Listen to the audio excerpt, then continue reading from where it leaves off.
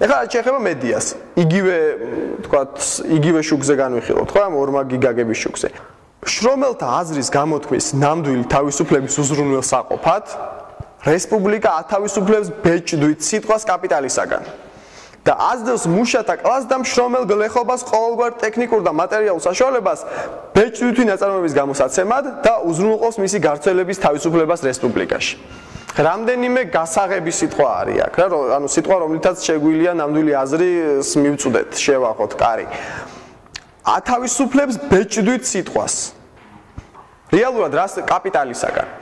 ანუ ეს ნიშნავს იმას, რომ მედია მფლობელები არიან კაპიტალისტები, ვიღაც გაქსუებული ბურჟუაზები, რომელთაც უნდა გამოუგლიჯოთ ეს მედია, იმიტომ რომ ისინი თავის იდეებს პროპაგანდირებენ ამ მედიით და გადავცეთ მუშათა კლასს, მაგრამ მუშათა კლასი ვინ არის? ჩვენ წინაშე წავიკითხეთ, რომ საქართველოს არის მუშათა და გლეხთა სოციალისტური სახელმწიფო. ანუ მუშები და გლეხები გამოხატული არიან სახელმწიფოებად, ანუ გადადის სახელმწიფოს საკუთრებაში და რეალურად სახელმწიფო ხდება ერთადერთი ინსტანცია და უმაღლესი ინსტანცია, რომელიც განსაზღვრავს თუ რა უნდა დაიბეჭდოს მედიაში და რა უნდა იყოს პროპაგანდის საგანი. და რასაც შემდეგ მშვენივრად ითავსებდა ამ როლს მაშინდელი ბეჭდური თუ არაბეჭდური მედია. ანუ რეალურად მშრომელი კლასისათვის გადაცემა მედიის არის სრული აბსურდი ამ შემთხვევაში და სრულიად ალოგიკური კი არა და ესეთი მატყუარა ფრაზაა, რომელსაც უნდა დაეფუძნოს სახელმწიფო. ჩვენ ვიცით, რომ ქონება წარმოადგენს საბჭოთა კავშირში სახელმწიფოს საკუთრებას.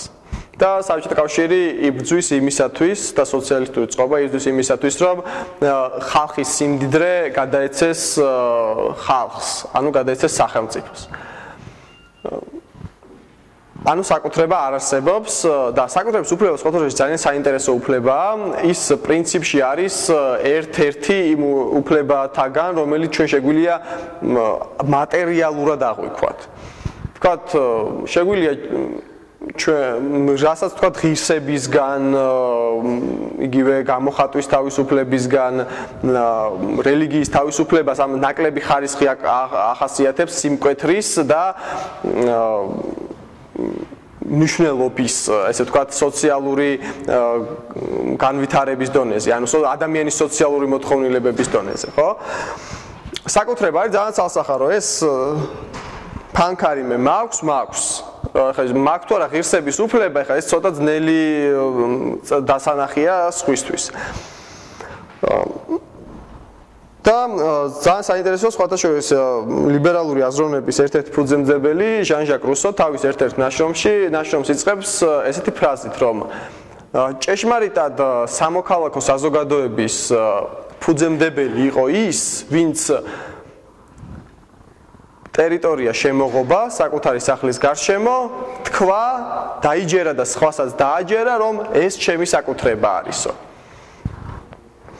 რას ნიშნავს ეს ფრაზა? სამოქალაქო საზოგადოება ეს არის საზოგადოება, რომელიც არის თავისუფალი, რომელიც თავისუფალია კლიშეებისაგან, რომელიც სახელმწიფოს არ ემორჩილება აქეთ გაუქმნევს თუ აქეთიც და რომელი მიმართულებით წავიდეს, ის დამოუკიდებლად იღებს გადაწყვეტილებას, ის პირველ რიგში ინდივიდუალისტურია და ის პასუხისმგებლიანია, რა თქმა უნდა.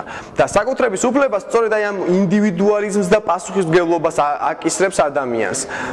როდესაც ადამიანს აქვს გარკვეული საკუთრება და უბრალოდ უფლება, რომელიც მატერიალურად არის გამოსახული, მას ეს მატებს თავდაჯერებას და ამავდროულად ეს მატებს პასუხისმგებლობას, რომ მან საკუთარი უფლება დაიცვას, ანუ დაიცვას ის, რაც ამ უფლებით აქვს მონიჭებული. შეიძლება ცოტა ჩუქნათ. და შესაბამისად, სწორედ ჟან-ჟაკ რუსო ამიტომ უკავშირებს სამოქალაქო საზოგადოებას და საკუთრების უფლებას ესე ჯიუტად ერთმანეთს. და სოციალისტური წყობის მთავარი პრობლემა სწორედ იყო ის, რომ საკუთრების უფლებას როგორც ესეც აცლიდა ადამიანს, გადააბარებდა სახელმწიფოს და უკვე ამით ფუნდამენტს სამოქალაქო საზოგადოების შლიდა. და დღესაც რატო ვლაპარაკობთ ჩვენ მუდმივად სამოქალაქო საზოგადოების აღშენებლობის მნიშვნელობაზე და სამოქალაქო საზოგადოების განვითარების მნიშვნელობაზე. თავისთავად ის ფაქტი, რომ ჩვენ ვლაპარაკობთ ამ თემაზე, მიანიშნებს იმაზე, რომ ამ თვალსაზრისით პრობლემა არსებობს. მეორე, რაც ამ მიმართულებით არის მნიშვნელოვანი, არის ის, რომ ამ 70 წლის განმავლობაში სამოქალაქო საზოგადოების ის ძალა, რაც არსებობდა საქართველოში, საბჭოთა კავშირმა დაანგრია და გაანადგურა. რეალურად ჩვენ 90-იანი წლების დასაწყისში დავდექით ძალიან მნიშვნელოვანი გამოწვევის წინაშე აგვეშენებინა სამოქალაქო საზოგადოება, რომელიც განსხვავებული იქნებოდა იმ საზოგადოებისგან, რომელსაც ჩვენ არასამოქალაქო, ანუ დახურულ საზოგადოებებს უწოდებთ. ხათმან თუ აკვირდებით, ჩვენ დაუბრუნდით იმ საუბრის იმ თემას, რომელთაც საერთოდაც დავიწყეთ და რომელმაც ამხელა დისკუსია გამოიწვია. სამოქალაქო საზოგადოებას არ ეშინია იმ გამოწვევების, რომელიც მის წინაშეა. პირიქით, სამოქალაქო საზოგადოება პრინციპში ისეთია, ცოტათი ავანტიურისტია. ის ყოველთვის ამოწმებს საკუთარ სიმართლეს, ყოველთვის ცდილობს საკუთარ პულს ზედოს ხელი, რომ ზუსტად გაიგოს ის პრობლემები, რომელიც მასში არსებობს და ის თამამად უპირისპირდება ამ გამოწვევებს. ანუ სწორედ ეს მიუთითებს იმაზე, რომ სამოქალაქო საზოგადოება არის ცოცხალი განსხვავებით ტოტალიტარული საზოგადოებისაგან. ჩვენ ვფიქრობთ, რომ ტოტალიტარული სახელმწიფო და ტოტალიტარული საზოგადოება არის ძლიერი. ძალიან ხშირად გაგვიგია, რომ საბჭოთა კავშირი იყო ძლიერი სახელმწიფო და საბჭოთა კავშირმა მოახერხა დაემარცხებინა ნაციზმი და ფაშიზმი, ხო? ამაზე რა თქმა უნდა პასუხი ძნელია გასცეთ ცალსახად, თუმცა ერთი რამ ცხადია, რომ საბჭოთა კავშირმა ძალიან დიდი როლი შეიტანა ამაში და და ის ჩამოყალიბდა წლების განმავლობაში ყველაზე ძლიერ სახელმწიფოს, რომელსაც შესწევდა უნარი ეკონტროლებია საკუთარი თითოეული მოქალაქე და ეკონტროლებია არა იმდენად, რომ ეხა თქვა დღეს რას აკეთებს ან შემიქმნის თუ არა საფრთხეს, არამედ განესაზღვრა მისი მომავალი. განესაზღვრა ის თუ როგორც წავიკითხეთ ჩვენ თუ როგორ შევიდოდნენ კომუნიზმში, ანუ შესული იყო ბაღში, მე აუცილებლად სკოლაში, ბაღში ამას ისწავლიდა სკოლაში, ზუსტად ვიცოდით რა ისწავლა, შემდეგ უნივერსიტეტში უნდა ჩავებარებია, უნივერსიტეტის მე სახელმწიფო გადაწყვეტ და სად გემუშავა, შენ ვერ იღებდი ხო ამაზე გადაწყვეტილებას. ანუ ეხლა ბევრ შენს პირად ცხოვრებაში იმდენ იჭირებოდა სახელმწიფო რომ მთლიანად აკონტროლებდა არა მარტო შენ დღევანდელ ცხოვრებას, არამედ შენს მომავალსაც კი აკონტროლებდა წინსწრებით. ხო და რეალურად ძლიერია რა ესეთი სახელმწიფო, ხო? ალბათ ეს ერთი შეხედვით.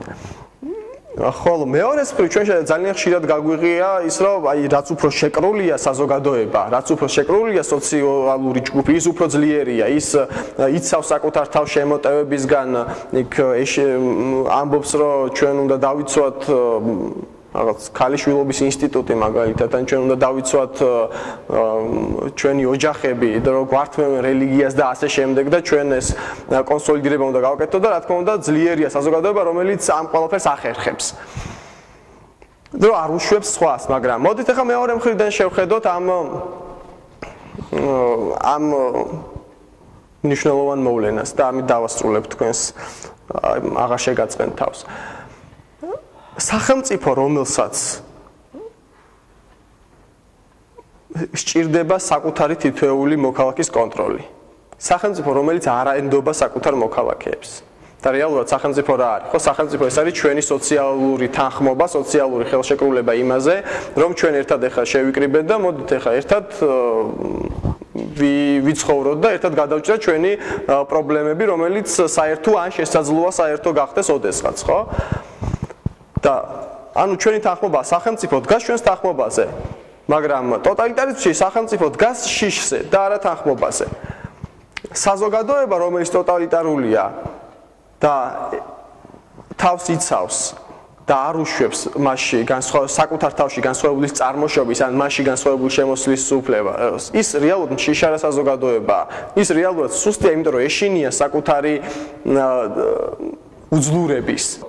თავარი მახასიათებელი რაც არის სახელმწიფოსი, ნდობა და მოქალაქეების ლოიალობა სახელმწიფოსადმი არ არსებობს ესეთ ტოტალიტარიზმში.